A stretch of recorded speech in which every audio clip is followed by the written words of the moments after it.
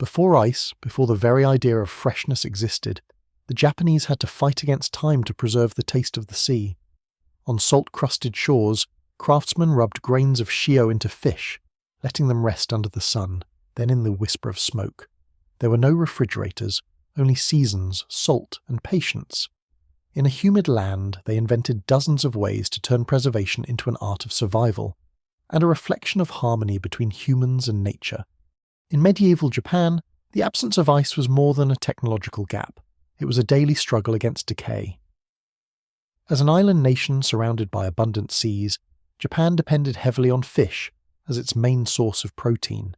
Yet the country's humid climate and warm summers meant that freshly caught fish would spoil within hours. For monks, peasants, and nobles alike, fish was essential, not only for nutrition, but also for religious observance, since Buddhism discouraged the eating of meat. Without refrigeration, preservation became an act of survival. Every fisherman, every household had to understand how to slow time itself. People observed the behavior of the wind, the rhythm of the tides, and the changes of temperature across the seasons. Over generations, these observations turned into craft. They discovered that salt could pull water from flesh, that sunlight could seal its flavor, and that fermentation could transform decay into nourishment. By the Heian period, preservation was no longer just a necessity. It had become a cultural identity. Each region of Japan developed its own method. Coastal villages specialized in salting and drying. Mountain communities relied on smoking and fermenting. What began as survival slowly evolved into cuisine, and eventually into ceremony. The Japanese did not simply try to stop food from dying. They learned to make it live differently. Salt, or shio, was the foundation of all preservation in medieval Japan. Extracted painstakingly from seawater, it was a luxury that required both labor and fire. Workers along the coast would spread seawater over sandbeds, allowing the sun to evaporate it before boiling the concentrated brine in large clay pans. The resulting crystals were small, coarse, and precious, often taxed and traded like gold. Fishmongers treated salt not as a seasoning, but as a weapon against time. They rubbed it into freshly caught fish, or packed entire bodies in layers inside wooden barrels. Overnight, the salt drew out the moisture, leaving the flesh firm and bright. In this process, bacteria could not survive. What remained was clean, resilient, and enduring. The transformation was more than physical. The smell of raw sea faded, replaced by a deep, mineral scent, a kind of rebirth through preservation. Salted fish could travel inland, feed distant families, and sustain monks through long winters. It was also used in rituals of purification, symbolizing protection and continuity.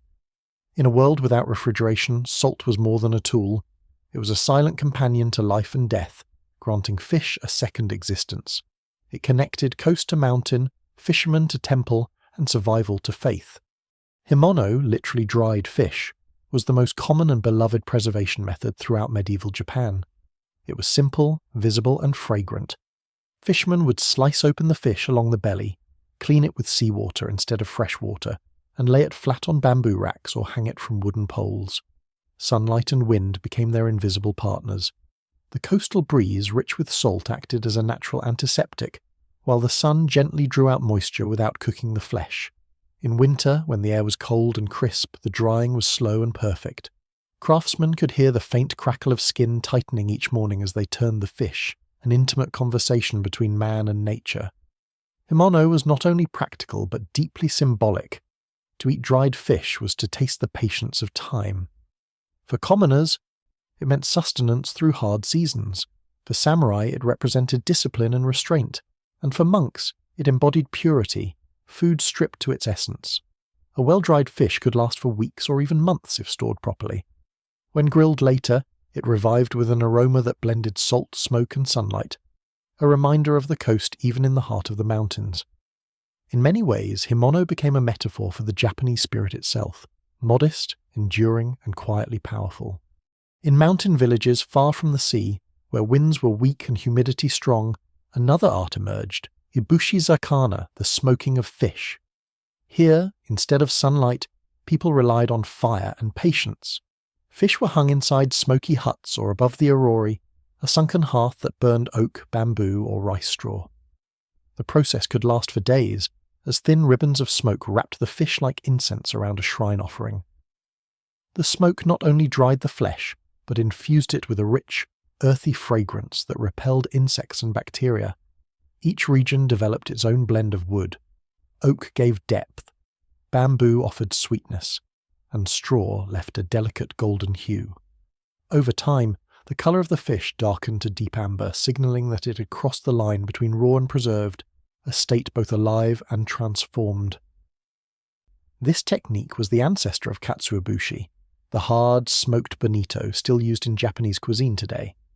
Beyond preservation, ibushi zakana represented spiritual continuity, fire purifying what the sea provided. People believed that the smoke carried the fish's soul to a calmer, eternal state, protected from decay. When eaten, the fish bore the memory of both sea and fire, a balance of elements that echoed the Shinto reverence for nature's dualities. Among all preservation methods, none captured the spirit of patience and transformation like narazushi, the ancestor of modern sushi. It was not simply food, it was a slow conversation between rice, salt, and thyme. The process began with freshly caught river fish, often carp or crucian. The fish were gutted, heavily salted, and left to rest for days. Then they were carefully packed into layers of cooked rice inside cedar barrels, weighted with stones. Over weeks and months, the rice began to ferment, producing lactic acid that preserved the fish naturally. As the seasons changed, the mixture transformed. The rice broke down into a sour paste, while the fish developed a tangy aroma and chewy texture. What emerged was not fresh by modern standards, but something deeper, aged, complex, and alive.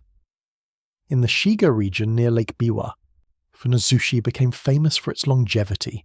Properly made, it could last an entire year.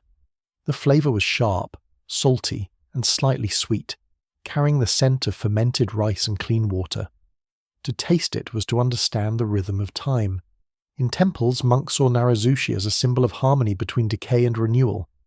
In a world without ice, fermentation was the art of turning death into endurance. Even today, narazushi remains a quiet relic of that age, a reminder that preservation in Japan was never about resisting nature but listening to it. In northern Japan, where snow fell thick and the air turned dry, people discovered a gentler way to preserve fish, through frost and moonlight. During the coldest months, villagers laid cleaned fish on bamboo racks outside their homes, covering them lightly with linen cloth. At night, dew and frost settled on the flesh. By day, the sun's weak warmth slowly drew out the moisture. The alternating rhythm of freezing and thawing acted like nature's own alchemy. Water crystals inside the meat broke down fibres, softening texture while concentrating sweetness. This method, known as cold drying, required precision. Too much frost and the fish would crack, too much sun and it would spoil. Only the most experienced artisans who knew how to read the colour of the dawn sky and feel the weight of the wind could guide the process correctly. The result was extraordinary. The dried fish, slightly translucent, carried a mild sweetness and delicate chewiness unlike any other preserved food. It could be stored for months and rehydrated easily for soups or grilled dishes during the long winter. For mountain families isolated by snow, this was more than sustenance. It was security. In every bite of winter-dried fish lay the memory of freezing nights and silent patience. It was Japan's quiet dialogue with its harshest season, proving that even cold could be turned into a guardian of life. Network connection lost, attempting to reconnect. In the refined kitchens of Kyoto and Nara, preservation took on an elegant form known as moromizuke, the art of marinating fish in miso paste or sake lees, the fragrant residue left after brewing rice wine. This method was born from abundance rather than scarcity, favoured by nobles and samurai who sought depth of flavour as much as longevity. After salting and lightly drying the fish, artisans layered it in thick miso or in sakekasu, the creamy byproduct of sake fermentation. The combination of salt, alcohol, and natural enzymes created a protective seal that both preserved and tenderized the flesh. Over weeks or even months, the fish absorbed the rich umami of the paste, its texture turning buttery and delicate. When finally grilled, moromizuke fish released a soft aroma of sweetness, rice, and smoke, a flavour that seemed to bridge earth and heaven. It was preservation not through desiccation or salt, but through transformation. The method spoke of refinement, control, and harmony, embodying the ideals of wabi-sabi, beauty found in impermanence. Beyond taste, Moromizuke represented the Japanese philosophy of coexistence between food and craft. Nothing was wasted. Even the byproducts of sake brewing found new purpose. In a world without refrigeration, ingenuity and reverence for every ingredient turned preservation into poetry. The mastery of fish preservation in medieval Japan relied not only on skill, but also on the humble beauty of tools. Everything in the workshop, from the sharp glint of knives to the whisper of bamboo, played its role in maintaining purity and precision. Fishermen and craftsmen used oki, large cedar barrels whose natural aroma prevented rot and absorbed excess moisture.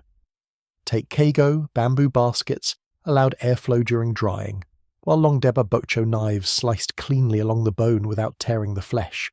Every motion was deliberate, every cut a ritual learned over generations. Metal was rarely used in fermentation, as iron and copper could taint the delicate microbial balance. Instead, artisans relied on wood, hemp, and clay, materials that harmonized with the natural processes they sought to control.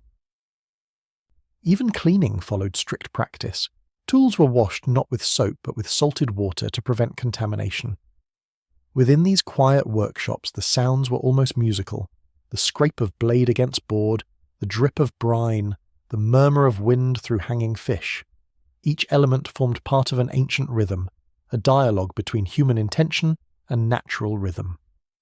Through these tools, preservation became not just technique but ceremony, proof that in medieval Japan, even survival could be conducted with grace. Dried and salted fish were more than provisions. They were currency, diplomacy, and faith woven into daily life. In medieval Japan, preserved fish connected distant coasts with inland provinces, bridging fishermen, monks, merchants, and warriors through a shared need for sustenance. Because of Japan's mountainous terrain, much of the population lived far from the sea. For them, salted or smoked fish was a lifeline. Caravans of merchants transported bundles of himeno and barrels of salted mackerel along mountain passes to temple towns and castle markets. These goods, durable and valuable, became essential for trade, taxation, and offerings. During times of war, preserved fish fed armies for months. Soldiers carried dried sardines and bonito as rations that could be boiled into soup or eaten straight. The smell of dried fish and smoke became the scent of survival itself. In the imperial court, rare varieties were even given as tribute, symbols of loyalty and prosperity. Temples and shrines also relied heavily on preserved fish for rituals and fasting meals. In Buddhist tradition, where meat was forbidden, dried fish was sometimes permitted as a symbolic bridge between abstinence and nourishment. Thus, the humble preserved fish transcended its function as food. It became a measure of wealth, devotion, and endurance. A reflection of how a society without ice built an economy and a culture around the delicate art of defying time. Long before refrigeration, the Japanese learned not to fight decay but to understand it.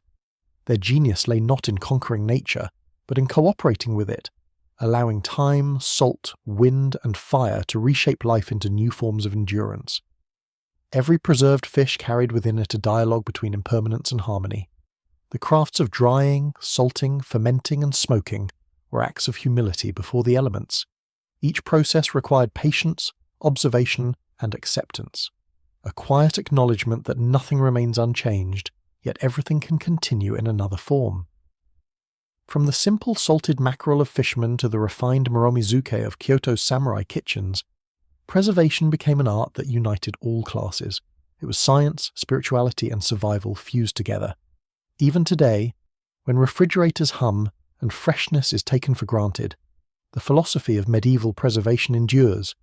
To preserve was to respect time, to turn fragility into resilience, to find flavour in impermanence. In the gentle scent of dried fish or the smoky whisper of katsuobushi, one can still hear the echo of 1,000 years, the rhythm of seasons, the patience of artisans, and the belief that life, when treated with care, never truly fades.